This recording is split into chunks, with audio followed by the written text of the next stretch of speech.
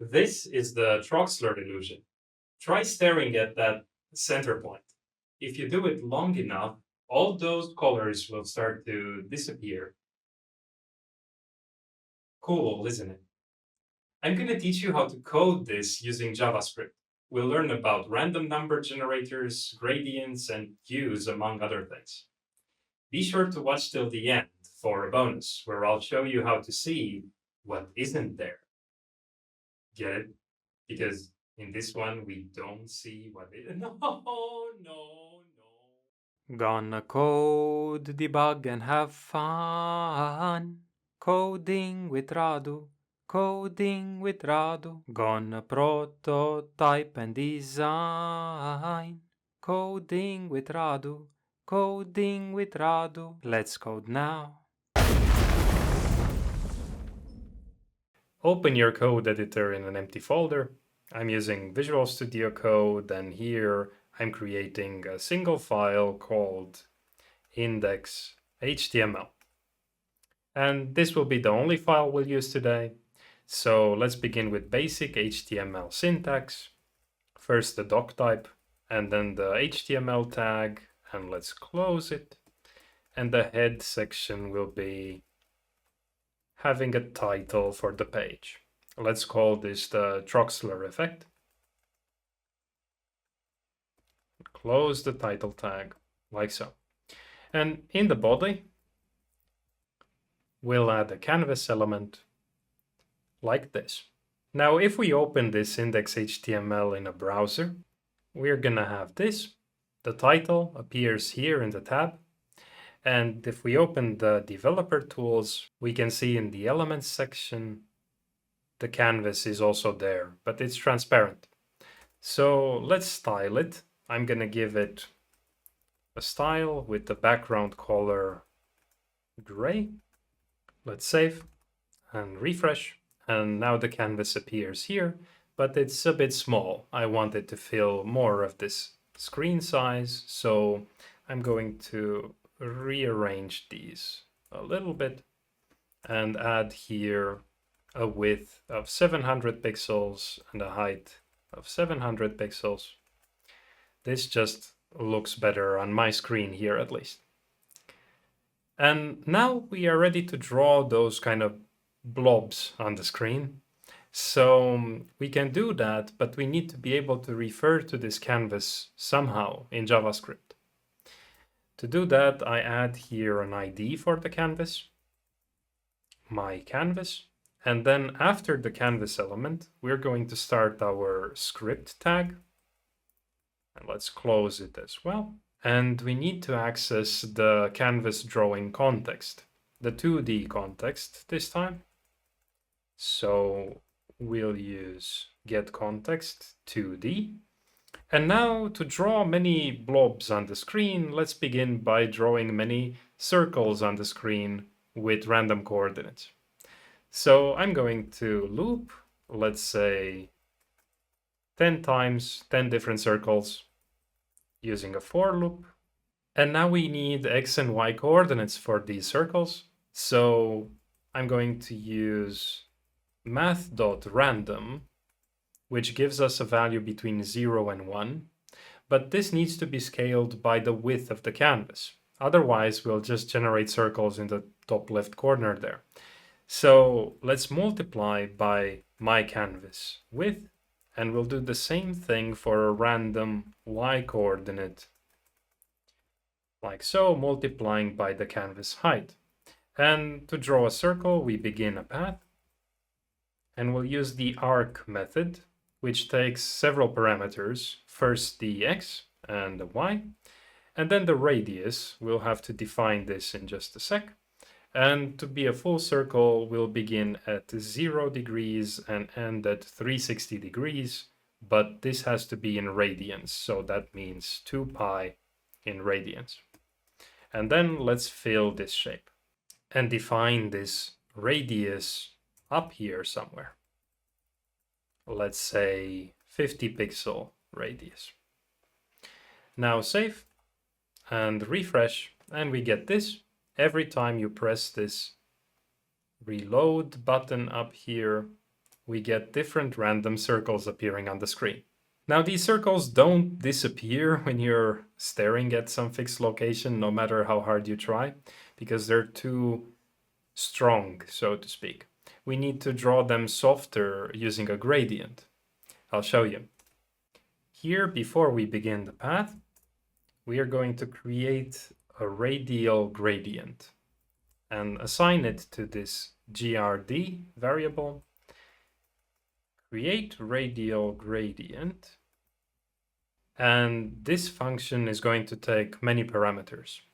The first three is the center point of the circle where we want the gradient to appear, so x and y, and then the radius from this center point where we want the gradient to start. And that's actually 0 in the beginning. And then the next three parameters are going to be, again, the center of where the gradient is going. In this case, we want it to be over the same xy values. We don't want it to shift in any way.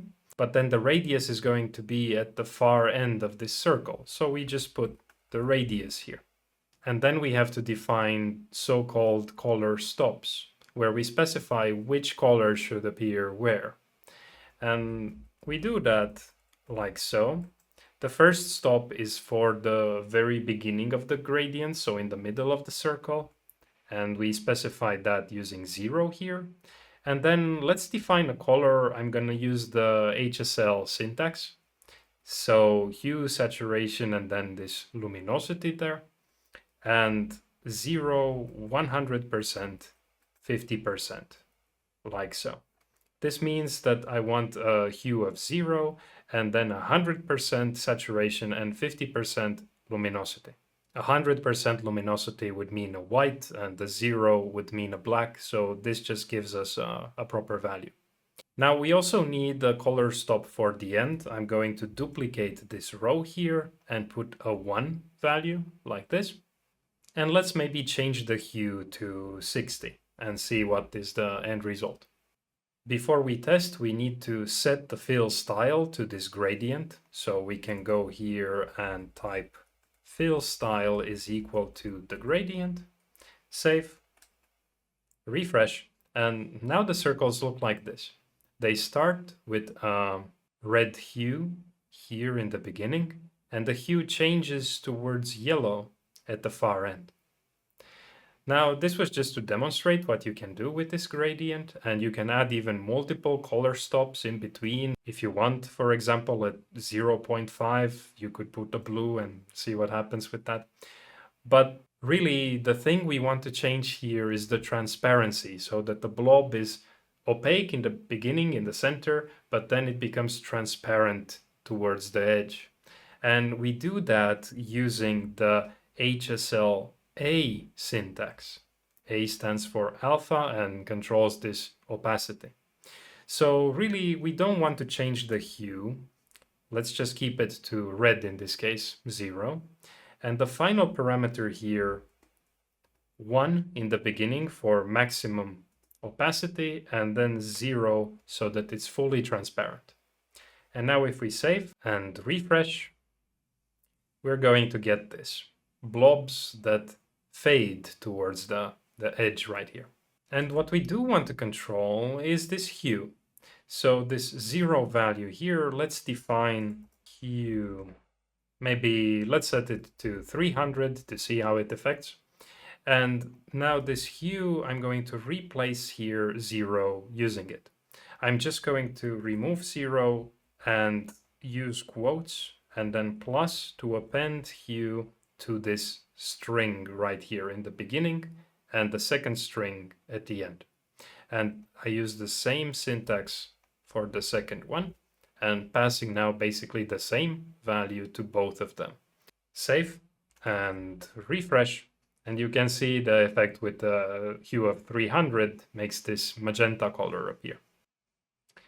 Nice, but this is a thing that we would like to change. It's a parameter for the blobs, so to speak.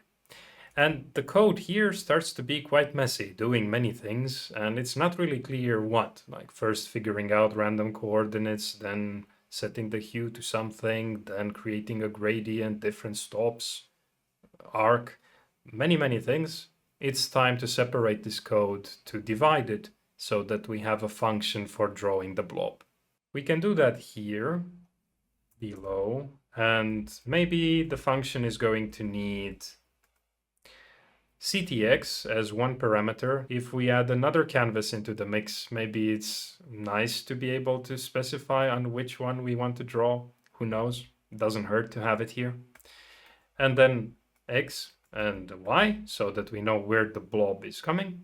The radius is an important parameter if we ever want to change it. And then the hue, like so. Now, in it, I'm just going to copy and paste all of these things here. And in this top part of the code, we can just call draw blob using ctx at x, y, with the radius and the defined hue like this. So if this is the function definition part at the bottom, this is the active code that is really running, and this became much clearer. It says that it's going to draw a blob with a radius of 50, a hue of 300, and at x and y. We don't need to know how that blob is being drawn. And if we do need to know, we go here, and this is an isolated piece of code explaining that. So now everything still works as before. Every time you refresh, you get these magenta blobs appearing there. To change their color, we are going to use random again. So here, instead of 300, we could say math.random times 360 this time. So the values that will be generated here will be between 0 and 360 now. That's the full color wheel. And if we refresh, we get this. Every time we reload, we get different color blobs there. And now we need something to look at. We could use the mouse and stare at it, but I want to have a plus in the middle of the screen.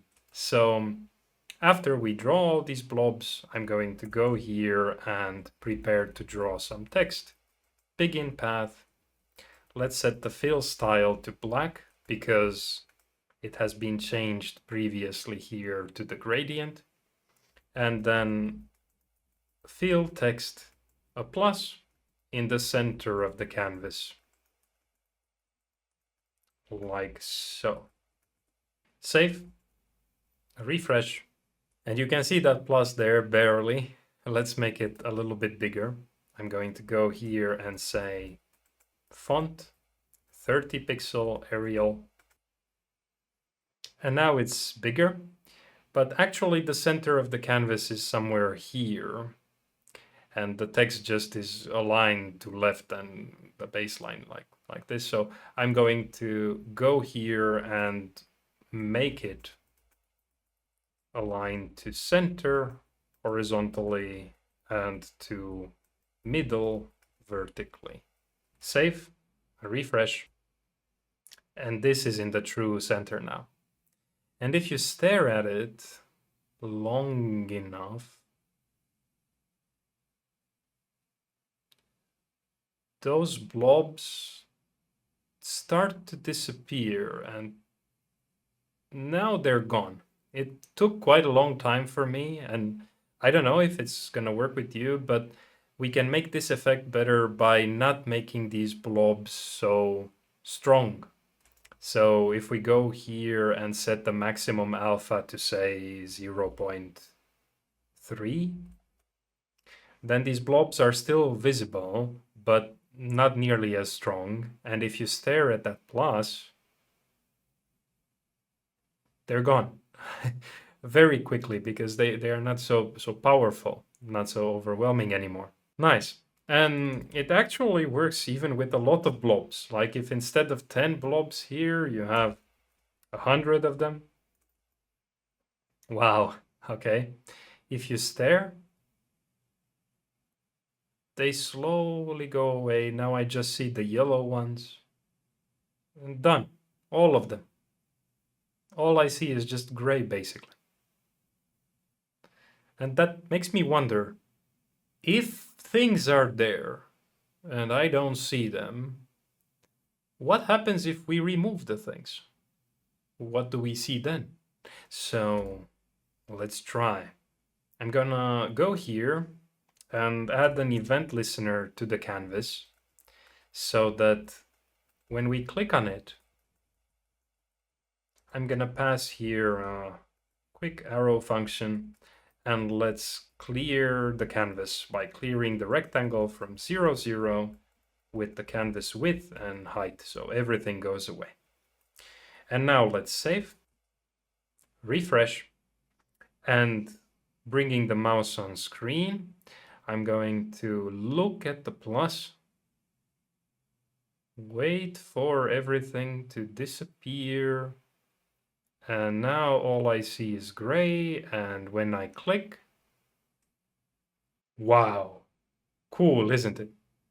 Let me know in the comments, what did you see?